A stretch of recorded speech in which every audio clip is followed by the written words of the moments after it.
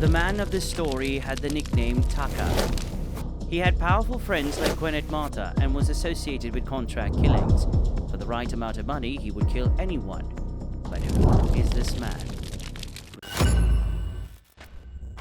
Redouan Boutaka was born in 1981 in Ouarzazate, Morocco, and immigrated to Amsterdam in the Netherlands at a young age. During his childhood, Boutaka was a totally disturbed child, is how his former neighbors in Amsterdam East describe him, who saw him riding a scooter through the neighborhood from an early age. At a very young age, he changed from a small criminal to a professional robber. Redouan Boutaka was a member of a gang of young Moroccans and Amsterdam residents. The gang controlled the Krugeplein neighborhood in the Indische in Amsterdam. After lengthy investigations, the police managed to identify 8 individuals. The highly structured network, which was active throughout the Netherlands, had between 50 and 100 active members. On June 21, 2004, Boutaka, along with 7 others, committed one of the most impressive bank robberies in Breda. A crowbar had been accidentally left at the scene of the robbery. The police examined the object and decided to go to the Praxis store in Amsterdam East to examine the surveillance cameras, which led to the identification of the perpetrators, including Redouan Boutaka. The group of criminals was then given the name Praxis Bende. However, Redouan was not prosecuted due to lack of evidence. In another robbery in June 2006, Redouan Boutaka, accompanied by criminal Mohammed Ida, drove a stolen car against the facade of the ABN AMRO Bank in Sliedrecht. He returned to Amsterdam with a loot of €109,000. The perpetrators fled on a scooter and had already transferred the loot to a third accomplice. Redouan and Mohammed eventually switched back to a car. Once on the highway, Dutch police intervened and stopped the 2 robbers along the side of the highway. Once the vehicle was stopped, Boutaka stepped on the gas pedal and fled. The intervention turned into a spectacular chase. Boutaka and Ida were eventually arrested in Rotterdam.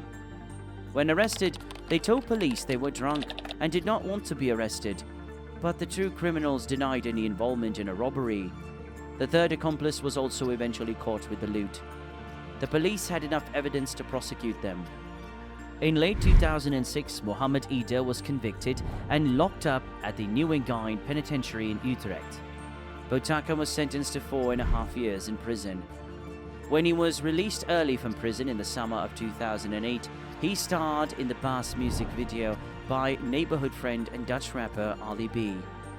Redouan was making his money by stealing and looting. However, Boutaka expanded his sources of income with a new activity.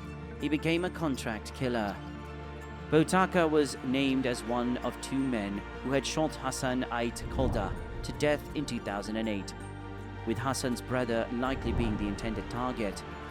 29-year-old Amsterdam resident Hassan Ait Kolda leaves his childhood home and walks toward the Fibo snack bar at Amsterdam on the corner with Vrijheidslaan, his favorite place to hang out. He has just finished the iftar, the meal immediately after sunset during Ramadan. Little later, his brother Muhammad also leaves the house with the same destination. When Muhammad hears loud bangs, he begins to run. In the plaza in front of the Fibo, he sees his brother Hassan lying on the ground on his stomach.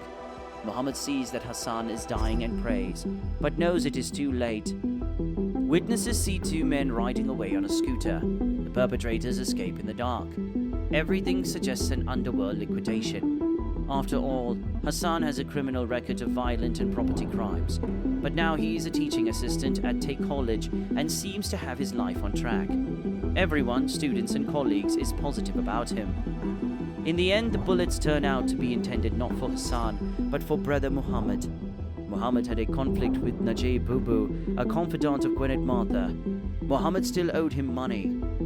Hassan's murder was the first fatal mistaken identity this century and could not be solved. We now know the perpetrators, Saeed Amhaj, who was liquidated in 2010, and Redouan Boutaka. The liquidation of Saeed was reportedly carried out by Redouan. Saeed was allegedly lured to Flavor Park by Najib Ziggy Himich, Redouan Boutaka's associate. The reason for this liquidation? Said was allegedly paid only 30,000 euros of the promised 50,000 euros for the attempted liquidation of Mohammed I. Koda. This caused frustration for Said. Najib and Redouan didn't like it. Boutaka is also believed to be one of the killers of Peter Vos and Jab Zilik in Holten in December 2011. The double murder took place when the two friends from Wijk en Alberg had an appointment at the Van der Valk Hotel in Holten. Here, they were subsequently shot dead. Both were active in the criminal circuit. According to the report, the double liquidation was carried out by Naufel F. and Derkawi Perki van der Meiden. A batch of drugs was allegedly intercepted for which blood or money was wanted, according to the report. Supposedly, Jab Zilig and Peter Vos had an appointment to talk out a conflict. Something had gone wrong that the two knew they themselves were not responsible for, but the person they had a conflict with was not really interested in the how and why. In addition, it later turned out that Jab Zilig had also passed on information to the police. The double murder of Jab Zilig and Peter Vos is still unsolved. After the double murder, Boutaka fled from the Netherlands to Jamaica. After the theft of 200 kilos of cocaine in Antwerp, he returned to the Netherlands and planned an attack on Benaouf A at the instruction of Gwenet Martha. Benaouf was told that Redouan had taken the job to try to kill Benaouf. This caused Benaouf to hatch a plan of his own. He wanted Redouan gone as soon as possible before he could do the job. To topple Redouan, Benaouf hired Rida Bennajem. Rida Bennajem was a young but feared hitman from Amsterdam. On April 22, 2012, Redouan Boutaka was chilling in the basement of the Shisha Lounge on Van Valstraat in Amsterdam on a Sunday night. Boutaka drove a rental car that day, wore a bulletproof vest, and was armed. He was wearing an Audemars Piguet Royal Oak Offshore Monte Napoleon type watch, of which there are only 100 made. Around 10:15 p.m., two men entered the Shisha Cafe. Redouan Boutaka is shot dead in the basement by the two men. The perpetrators are said to be Rida Bennajem and Alexander Gillis, but they were never convicted of it. Gillis, former Ram Raider, is said to have held the other attendees of the Shisha Cafe at gunpoint that night, while his partner Rida Bennajem approached Boutaka and shot him dead amid a group of people. The weapon he used had a remarkably long barrel, 30 to 40 centimeters. Victim Boutaka, who was armed and wearing a bulletproof vest, died at the scene. Gillis himself was liquidated in Zaandam in 2014. His murder has not yet been solved. Gillis was 30 when he himself was shot dead after getting into his car in front of his home. We made a separate video about the life of Rida Bennajem. He himself was liquidated in 2013. The indirect cause of Boutaka's liquidation was an internal feud within a group of criminals, resulting in the group splitting into two groups. Gwenet Martha became leader of one group. Benaouf A and Hussein IS became leaders of the other group. Benaouf was behind the liquidation of Redouan Boutaka at the Shisha Lounge. He had sent Rida Bennajem to kill Boutaka. Boutaka was a member of Gwenet's group and had been ordered to liquidate Benaouf. So before he could do that, Boutaka himself was killed.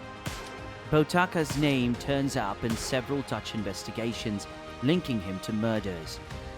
In the end, his bread has become his death. Something with what goes around comes around. Still, he will forever remain one of the most prominent figures of the Mohro Mafia. Thanks for watching, and I hope you enjoyed this video. Please leave a like and leave your thoughts in the comments, and don't forget to subscribe to the channel. Until next time.